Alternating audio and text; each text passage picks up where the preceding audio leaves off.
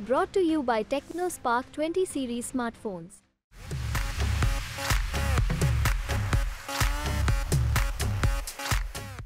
मैं चुनाव लड़ूंगा, चुनाव लड़ने का ऐलान कर रहा हूं।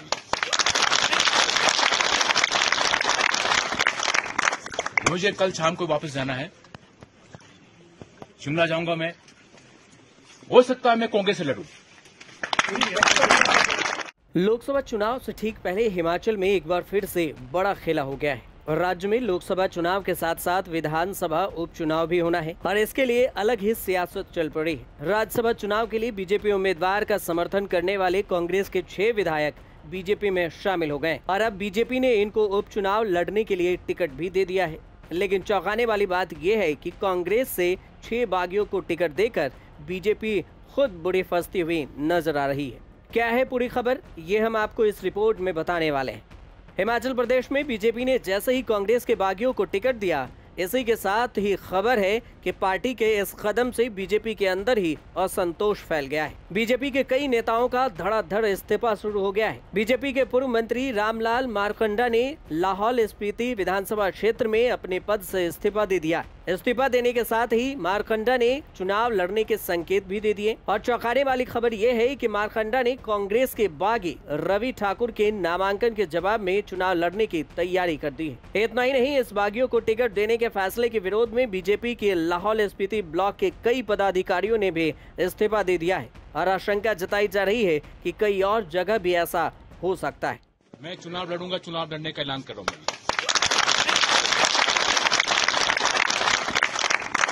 मुझे कल शाम को वापस जाना है, शिमला जाऊंगा मैं। हो सकता है मैं कांग्रेस से लड़ूं।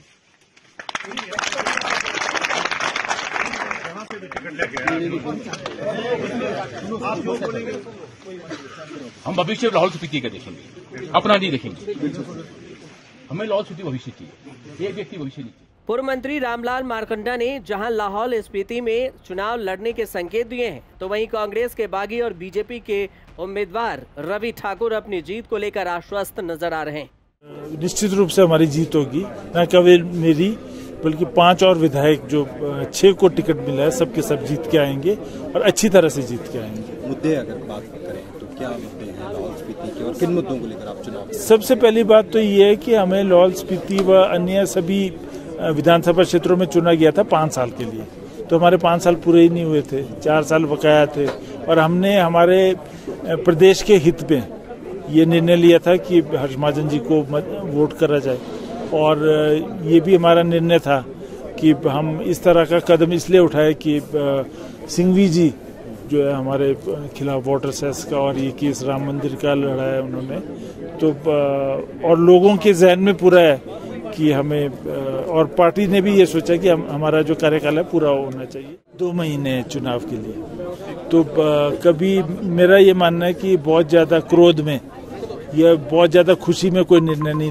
लिया जाना चाहिए और वो भी पार्टी में रहे हैं हमारे पूर्व मंत्री और उनके पास 8 मंत्रालय रहे हैं अहम और उन्होंने ऑब्लाइज किया लोगों को, खुद भी गरिमा को सोचते हुए एक सच्चे सिपाही की तरह जो निर्णय हमारे अखिल भारतीय जनता पार्टी ने लिया है, भारतीय जनता पार्टी के नेताओं ने, उसे उन्हें निभाना चाहिए। और सरकार में कई पद आते हैं जाते हैं और एडजस्टमेंट्स भी होती है कई बार, तो अभी 4 वर्ष मेरे रह गए थे।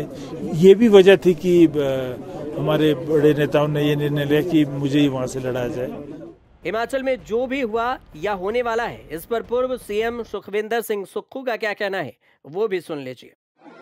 एक बात तो साबित हो गई है कि हिमाचल की राजनीति में 75 साल के इतिहास में जब से देश आज़ाद हुआ है कि राज्यसभा के इलेक्शन में हॉर्स ट्रेडिंग हुई है। ये बात इनको टिकट देने से साबित हुई। 30 दिन तक प्रदेश के बाहर रहे और अब जनता इनकी विधानसभा क्षेत्र में ये फैसला करेगी कि पहले ये कांग्रेस के टिकट पर चुनकर गए। ऐसे क्या कारण रहे कि 14 महीने में आपने भारतीय जनता पार्टी के प्रत्याशी को वोट डाला? विरोध अगर होता भी था तो घर के अंदर होता था, लेकिन भारतीय जनता पार्टी के प्रत्याशी को वोट डाला और वोट डालने के बाद एकदम यहाँ से हेलीकॉप्टर से उड़ कर गए, हेलीकॉप्टर से उड़कर आए, और जब यहाँ हेलीकॉप्टर से उड़ने के बाद भी 30 दिन में इनका कितने खर्चा किया है, ये सब चीज़ों का लोगों को पता होना चाहिए।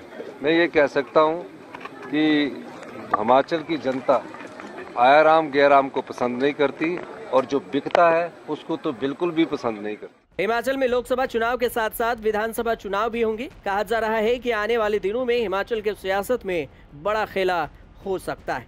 ब्यूरो रिपोर्ट, न्यूज़ तक।